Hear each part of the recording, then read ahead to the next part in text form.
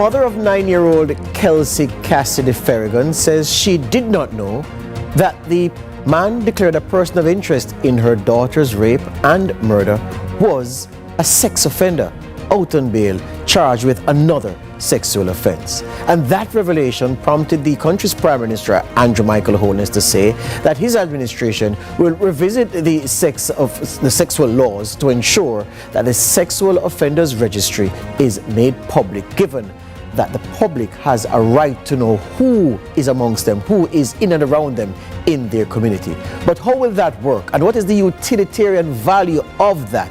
Will that wash in Jamaica, and will the rights of those who have served time for committing sexual offenses be protected under this, in this direction that the Prime Minister is set to send the country? That's what we tackle this evening, a rather heavy topic on Lead Story on this Monday on CVM TV.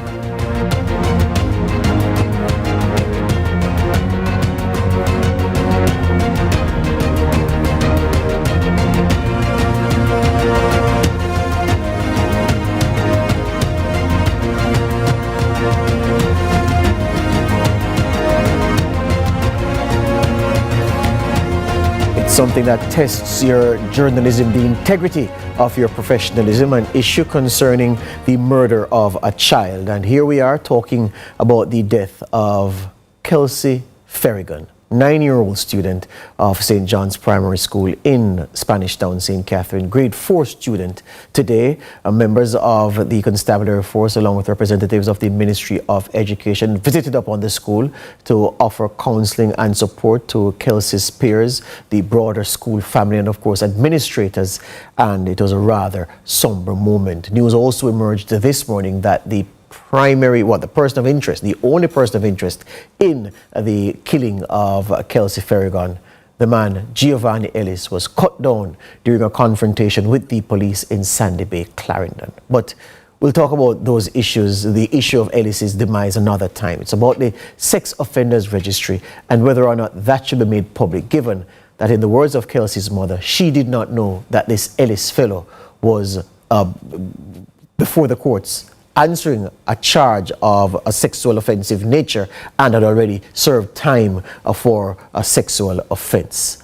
In case you came in late and wondered, well, what's the full context of the issue? In case you're one of the few Jamaicans who haven't heard about this issue concerning little Kelsey Ferrigan, here's an update for you. The nation remains gripped by grief and anger following the brutal rape and murder of 9-year-old Kelsey Ferrigan at her home in Job Lane in Spanish Town, St. Catherine last Friday. The heinous crime has reignited a fierce national debate over the accessibility and effectiveness of Jamaica's Sex Offenders Registry after it was revealed that the alleged perpetrator was out on bail on a charge of cruelty to a child. According to reports, young Kelsey was found dead inside a barrel, partially nude and showing signs of physical abuse. In response to public outrage, Prime Minister Andrew Holness expressed deep condolences to Kelsey's family and announced a government review of the current Sex Offenders Registry framework. Established under the Sexual Offences Act of 2009 and operational since July 2014, the Sex Offenders Registry is currently managed by the Department of Correctional Services. However, access to the registry is highly restricted. Only select individuals and organizations, including law enforcement, professional counselors, and certain institutions, are permitted to view the list.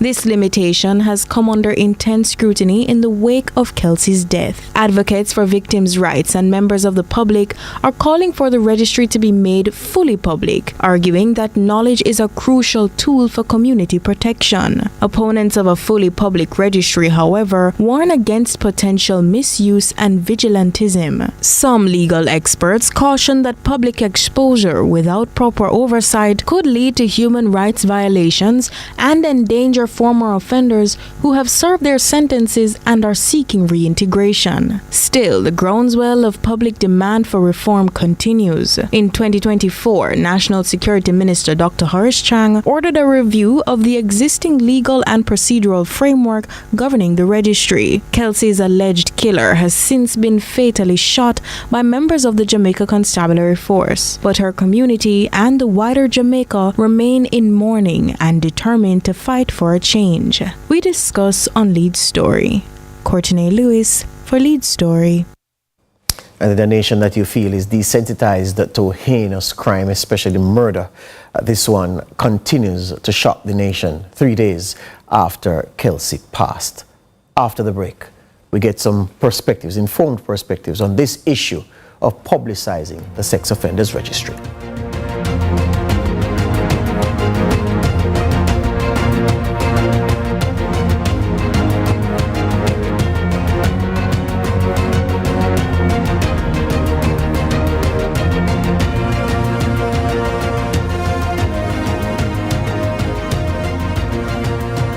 Every child deserves a home filled with love.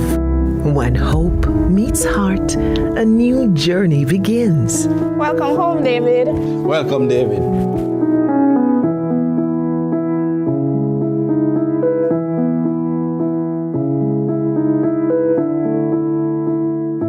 Make it your own.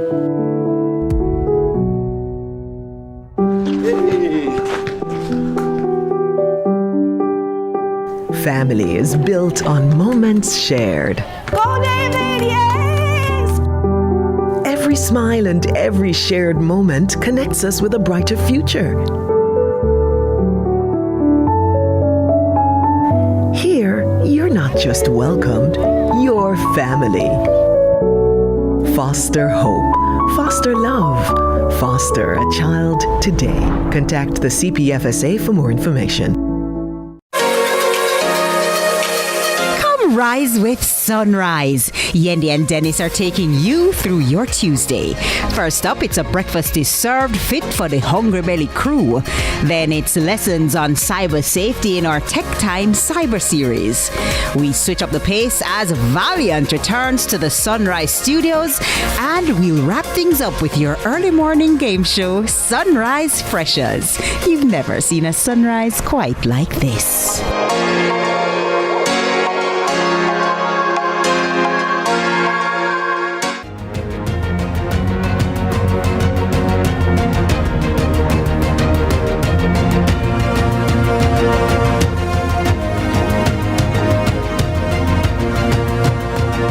So the good thing is that Jamaica has a sex offenders registry. The question, to publicize or not to publicize, that is the question occupying our minds right now, consequent up on the signal given by the Prime Minister, Dr. Andrew Holness, germinating from the comments of Kelsey Farragon's mom, that she did not know that the person of interest in her daughter's death, Giovanni Ellis, was indeed a sex offender. For the discussion, I'm being joined by Dr. Lloyd Barnett. He's an expert in the constitutional law, and Joy Crawford is the executive director of Eve for Life. Good evening, ladies and gentlemen. Welcome to Lead Story here on CVM TV. Good evening. Thank you very much. Joy Crawford, let me start with you. Here we are, a cursory Google search of the sex offenders registry in Jamaica serves up almost, well, since the operationalization of the registry. Every year there is a story about a call for the registry to be made public. What do you draw from that progressive commentary about publicizing the sex offenders registry, despite us not having a publicly accessible registry to this point? Thank you so much. You know, I smile because I wonder if that Google search was me. Since I have been, in my capacity, asking for this for as many years as it has existed. There are a couple things. I want to be seen and heard as someone who is representing how survivors feel when this conversation happens. The question I'm asked a lot of time is this registry protecting us, and or is it protecting the perpetrator? There are some very fundamental things. I think the act as we have it now has potential. There are many parts of it, from what I have read, that we can utilize to do some kind of like a titration of how we use a registry. We have other, even, I mean, people refer to Trinidad a lot. but we do have other jurisdiction that we can look at to see what will work for Jamaica. What is unacceptable is this closed book. Now, the website has been recently updated. And unfortunately, when I now look at the site, it has less information than it had 2 years ago. Let me just read quickly the part that bothers us. It says that when it lists all the people who can access the registry. And before you go forward, Joy, just tell my viewers the website that you're referring to. This is the Department of Correctional Services. DCS, yes.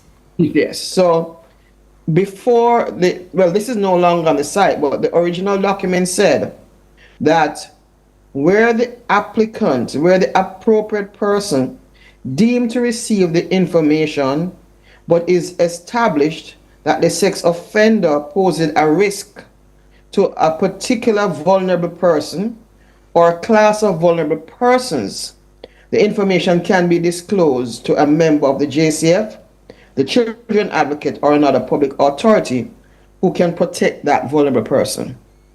So what it has said to us is that, it mentions the school, it mentions, workplaces, mention, certain agencies who can go to this registry and apply.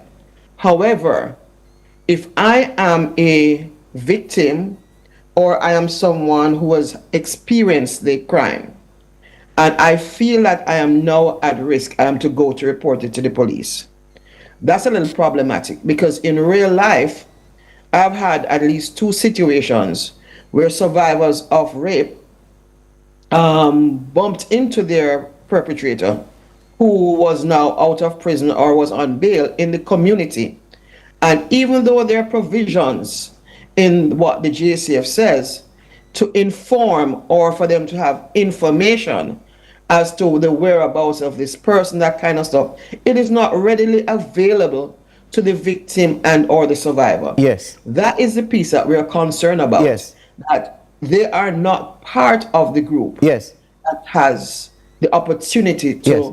write and ask for that. So I'll start there. Yes. Let me get the initial comments of Dr. Lloyd Barnett. Dr. Barnett, there are many people who say, listen, we can understand the need from victims and their closest supporters for this thing to be publicized, for the information to be readily accessible by the public. But there is a grave danger that we are protecting against by keeping it secret. Where do you stand on this issue, sir?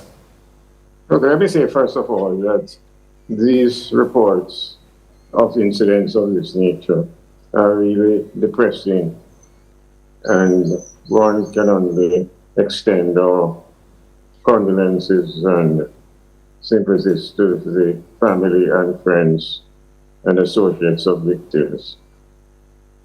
The problem is to have an effective deterrent and effective protection. And merely giving the information to ordinary citizens is not going to produce that protection. Because at the moment, for instance, the Act provides for the registry to be maintained by the Commissioner of Corrections, who is not a law enforcement officer and would have no capacity to monitor the persons who are listed in the register.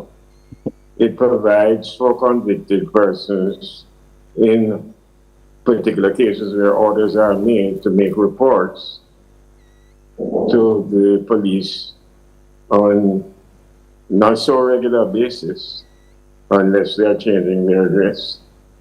And so that what is missing is the real monitoring and control of the persons who pose the risk to the public, and just giving it to citizens who are not in a position to control, apprehend, or defend themselves against these predators is not going to be effective. Yeah. There's nothing in the Act which deals with the monitoring, control, testing of those persons who pose the risk. And that is where there's a deficiency. Yes. It was provided in the Act that it should be reviewed on a regular basis. There has in fact been no review such as is provided for in the Act. And it is essential that we institute a system which is effective. Hear you on that. Let's take the break at this point and come right back, get some more perspectives from Joy Crawford and Dr. Lloyd Barnett, the Sex Offenders Registry in Jamaica, to publicize or not to publicize. And, you know, I know where most people are tending to go in light of this Kelsey Ferrigan brutal murder of this 9-year-old girl.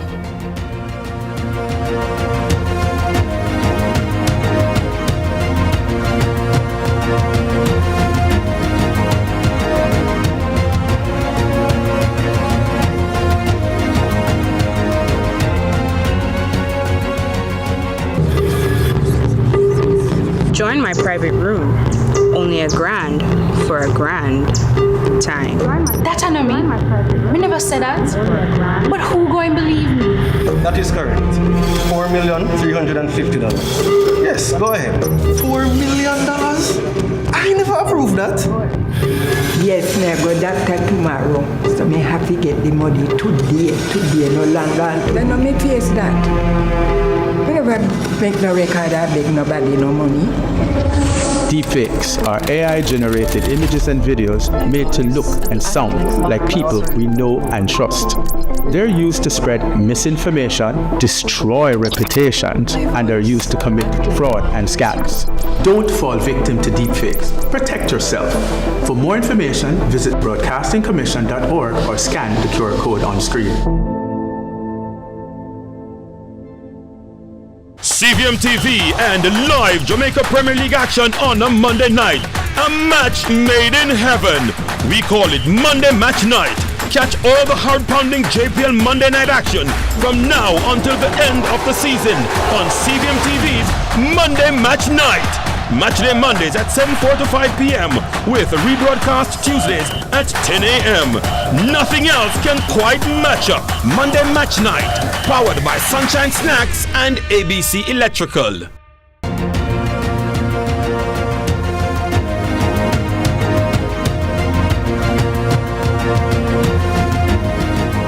For some reason, this is a composure test I seem to be failing, but I have to soldier on. I have Joy Crawford with me. She's the executive director of E for Life and a constitutional law, a legal expert, Dr. Lloyd Barnett. Joy, you've heard Dr. Barnett pronounce on what exists in the legislation already and where he thinks the deficiency is sufficient to take from what he's saying that, look, publicizing is perhaps not the cure, but if you increase monitoring, then the authorities will have a better handle on the movement of these sexual predators. And I'm pivoting on that, Joy, because I seem to hear people saying that if you publicize the registry, it will help prevent the killings of people like Kelsey Ferrigan from happening. And I don't know how that connects. I'm a bit fuzzy on how that connection can be made. Can you help me in that regard?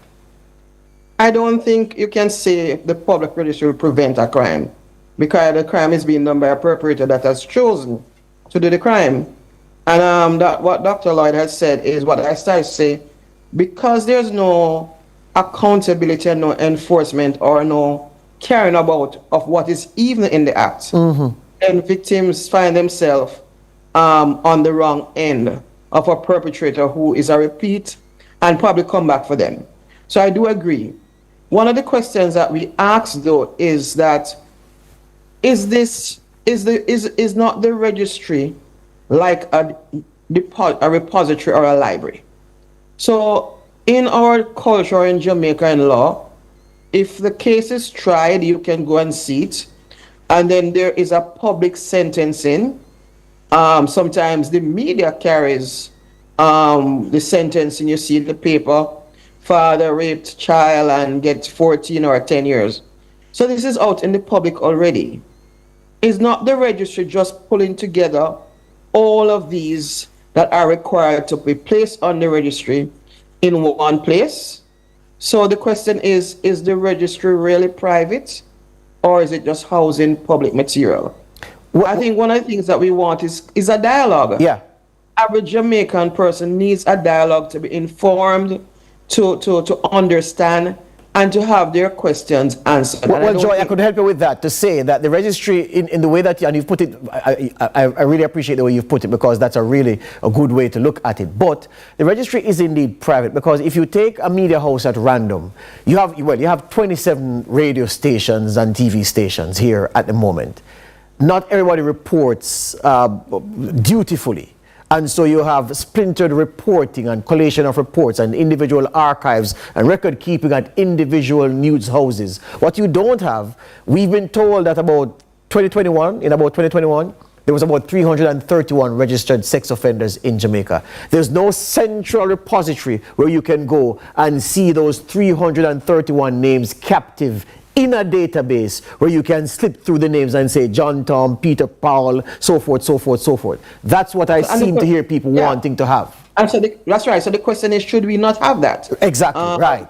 You know, and again, I say we can do many things to protect. I think one of the big part again is engagement, public information, making sure people understand even some of the if people go and breach, I guess certain things. I do think that to just say without doing those due processes that this is not going to work or it's going to cause jungle justice and that kind of thing.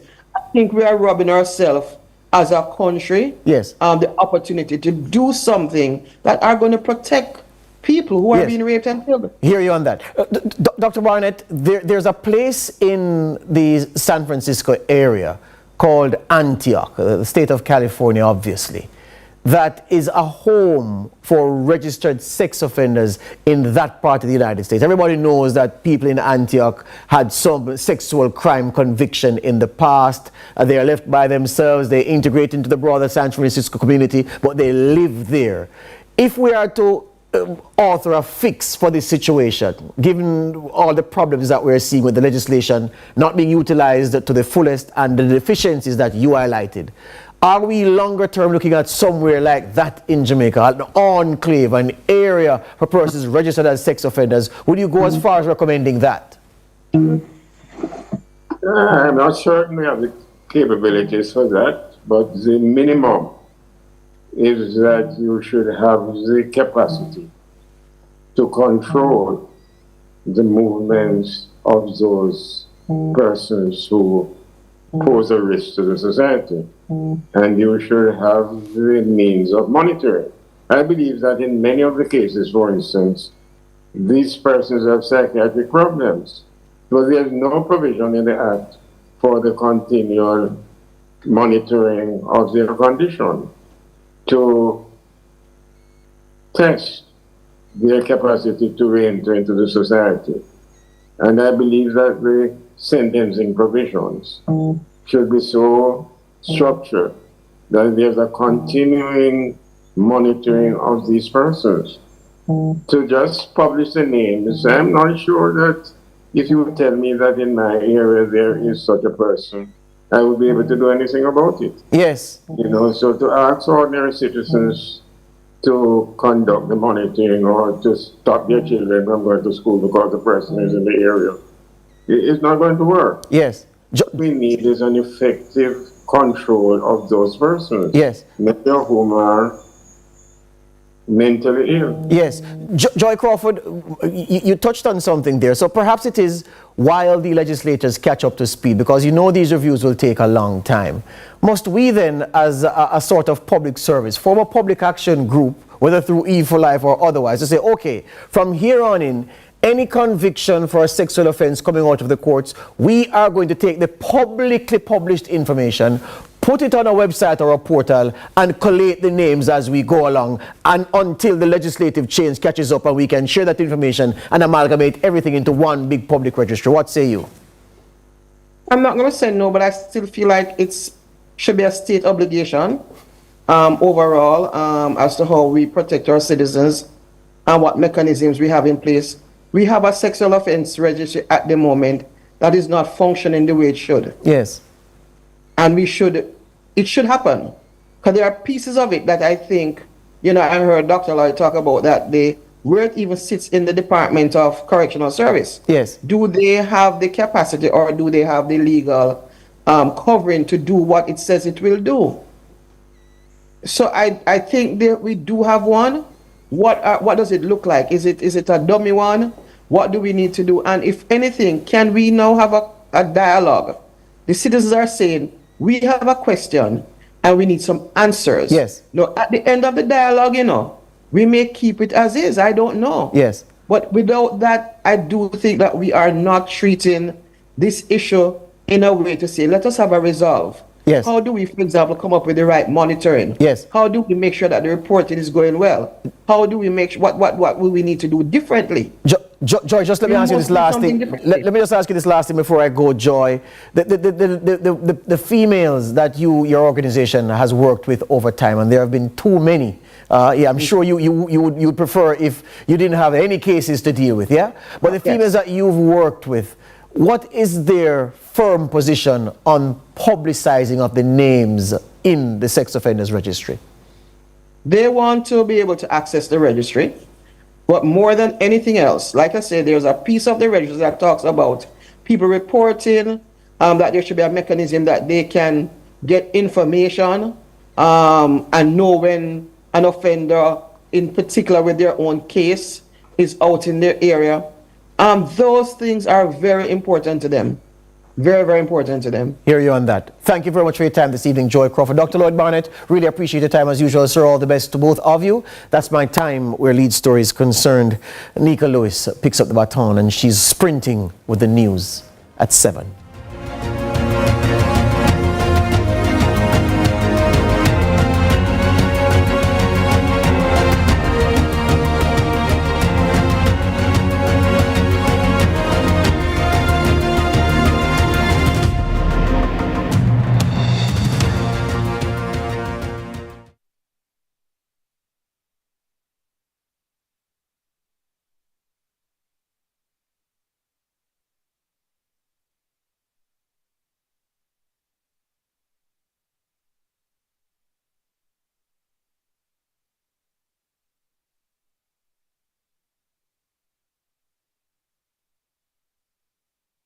Tuesday. First up, it's a breakfast is served fit for the hungry belly crew. Then it's lessons on cyber safety in our Tech Time Cyber Series. We switch up the pace as Valiant returns to the Sunrise Studios, and we'll wrap things up with your early morning game show, Sunrise Freshers. You've never seen a sunrise quite like this.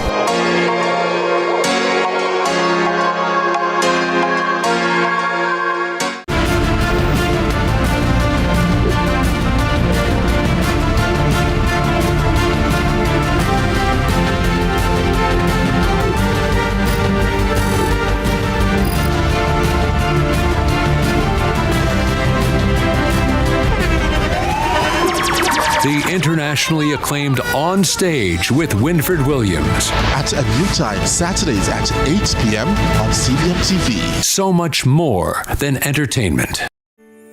In a world where innovation meets tradition, agriculture is evolving like never before.